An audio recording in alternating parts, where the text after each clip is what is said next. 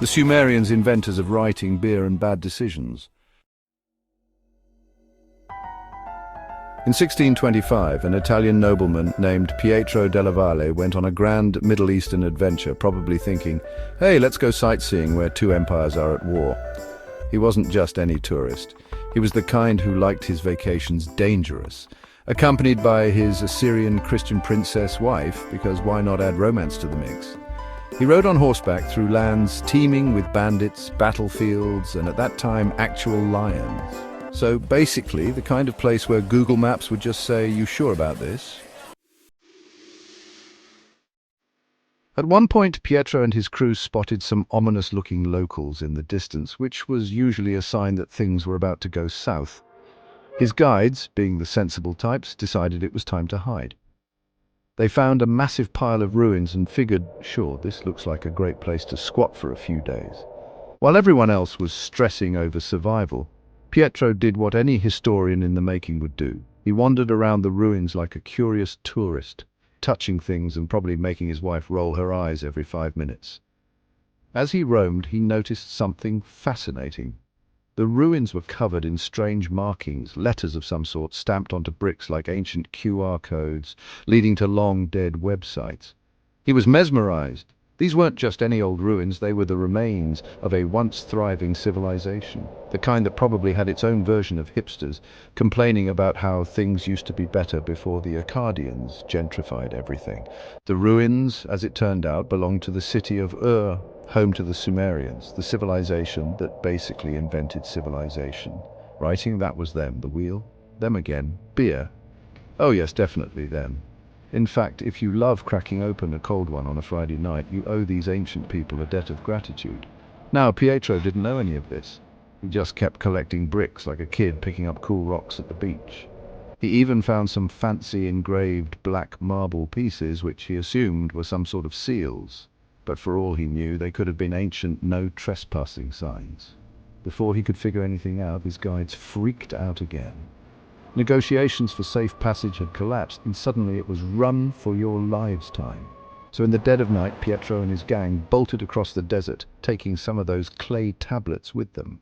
And thus, he became the first European to bring Sumerian writing home, completely unaware that he had just lugged back some of the earliest receipts of human civilization. So, who were these Sumerians? Anyway, let's rewind a few thousand years to when the Sumerians were in their prime.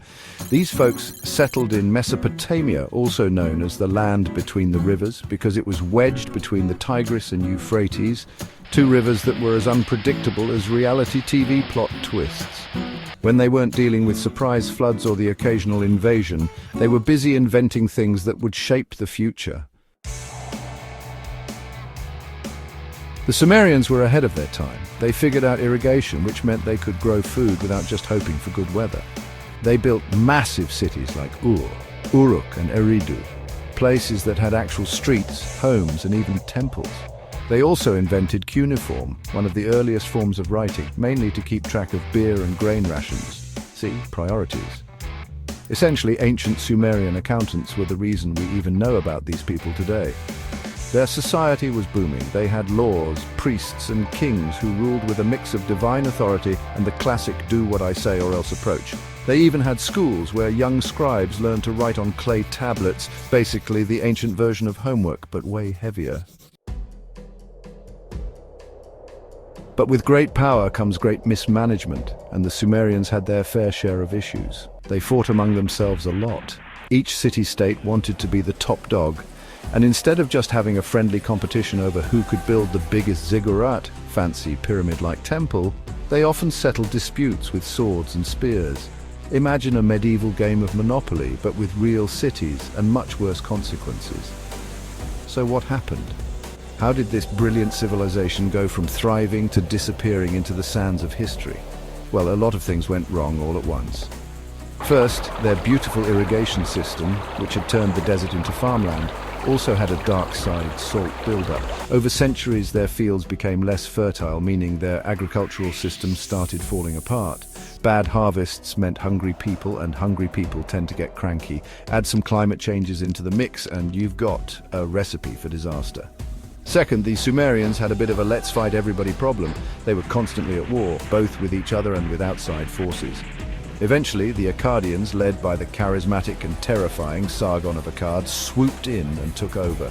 He was basically the first guy to unite Mesopotamia under one rule, turning the Sumerians from independent city-states into subjects of an empire.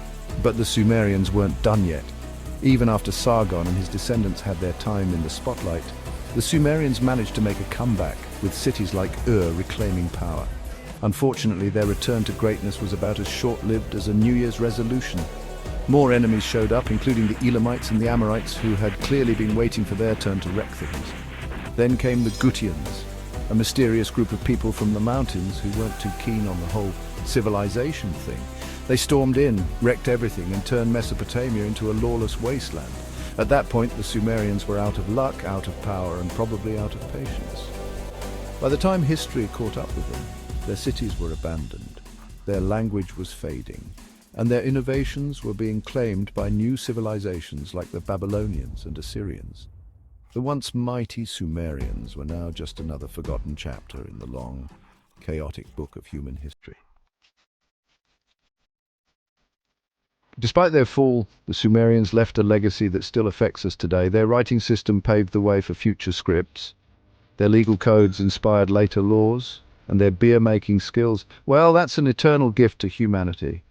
So next time you're enjoying a cold one or rolling your eyes at paperwork, remember the Sumerians, the people who started it all, only to be undone by salt, invaders, and a little too much ambition.